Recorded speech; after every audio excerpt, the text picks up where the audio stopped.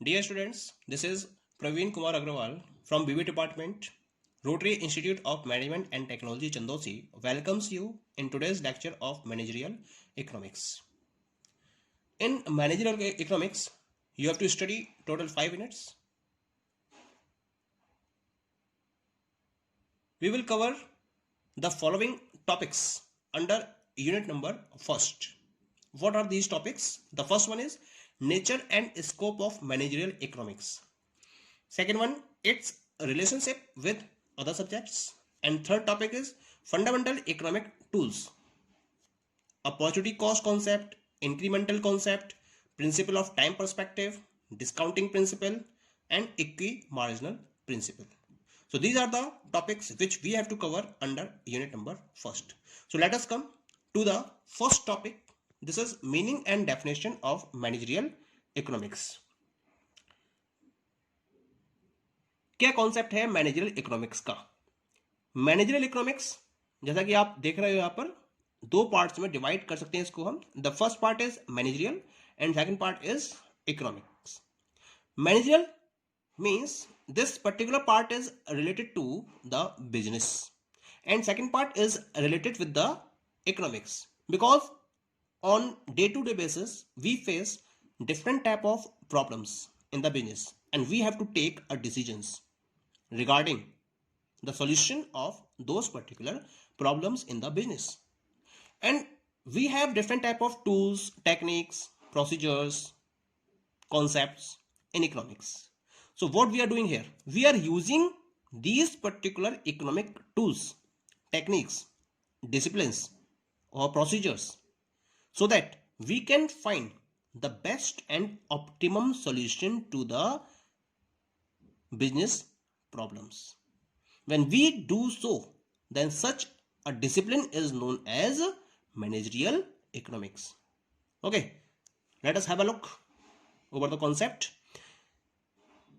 Managerial economics is that discipline that uses different tools and techniques of economics in order to find the solution of different business related problems. So clear? जब हम business की different problems को solve करने के लिए economic tools and techniques का use करते हैं तो हम उस पर्टिकुलर डिसिप्लिन को नाम देते हैं मैनेजरियल इकोनॉमिक्स का. Economic theories and techniques of economic analysis are applied to analyze business problems, evaluate business options and opportunity with a view to arriving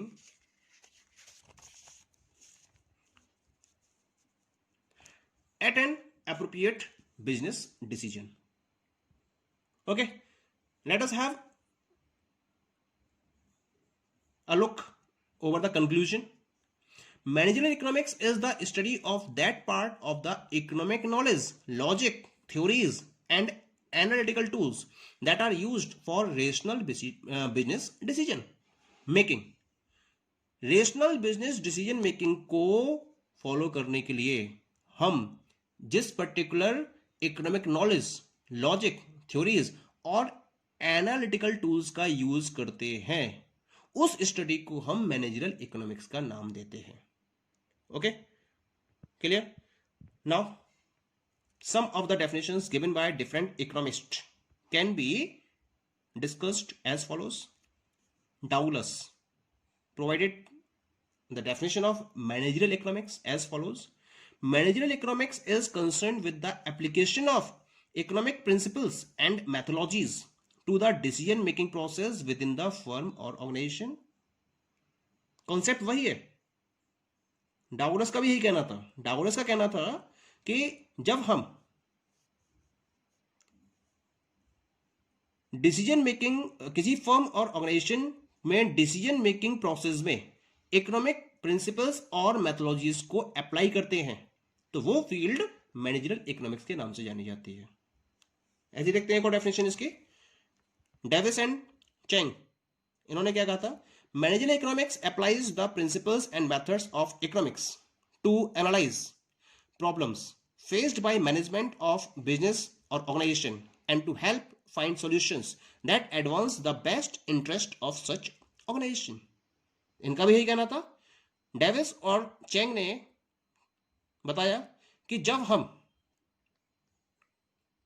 किसी पर्टिकुलर फर्म के द्वारा फेस की जाने वाली प्रॉब्लम को एनालाइज करते हैं with the help of the economic principles and methods, और उसका एक प्रॉपर सॉल्यूशन प्रोवाइड करते हैं जिससे कि ऑर्गेनाइजेशन का बेस्ट इंटरेस्ट कंप्लीट हो सके।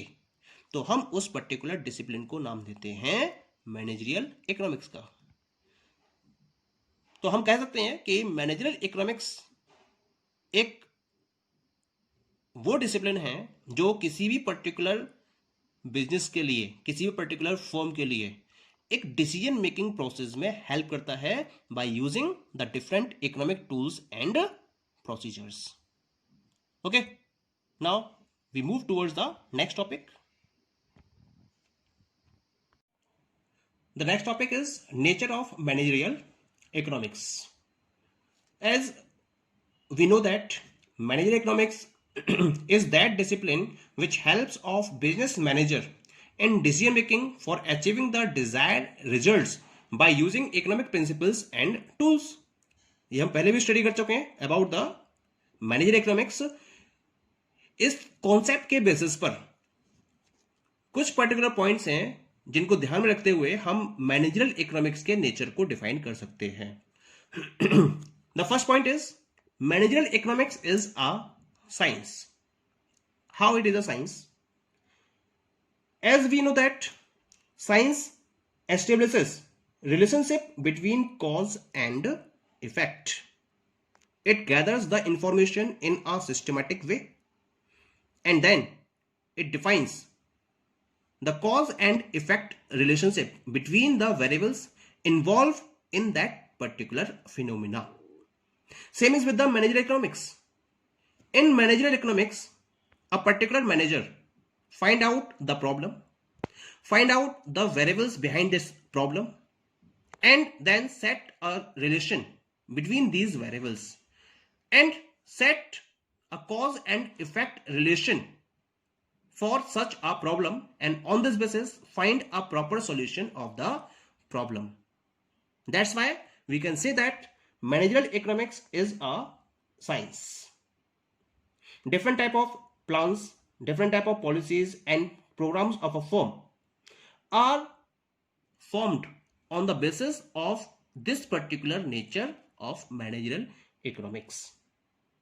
Okay, now move to the second one is ME is an art. Managerial economics is an art also. अब हम अगर इसको आर्ट की तरह कह रहे हैं तो हमें यह भी प्रूफ करना होगा कि आर्ट और मैनेजरियल इकोनॉमिक्स दोनों का नेचर एक जैसा होता है। आर्ट का नेचर क्या होता है? आर्ट डेवलप करती है उस पर्टिकुलर वे को जिससे कि हम पर्टिकुलर थिंग्स को बेस्ट वे में कंप्लीट कर सकें। For example, playing cricket is an art, watching television, और we can say that singing, playing और any of the habit is an art. Art का पर्पज होता है बेस्ट वे को डेवलप करना।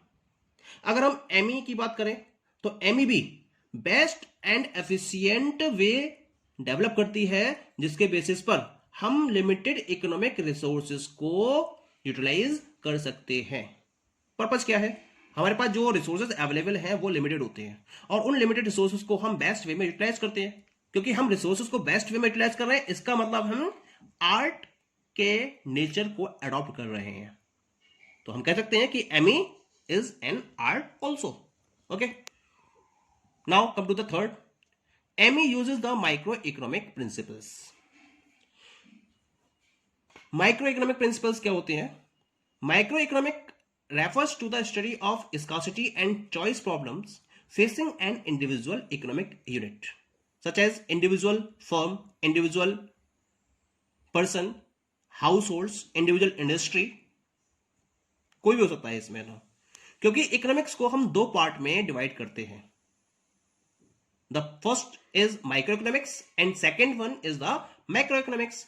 माइक्रो इकोनॉमिक्स स्मॉल यूनिट्स के behaviour को study करती है या इंडिविजुअल इकोनॉमिक यूनिट्स के बिहेवियर को स्टडी करती है कि किस तरह से वो रिसोर्सेज को, जो स्कार्स रिसोर्सेज हैं, उनको यूज कर रहे हैं और अपनी प्रॉब्लम को सॉल्व कर रहे हैं।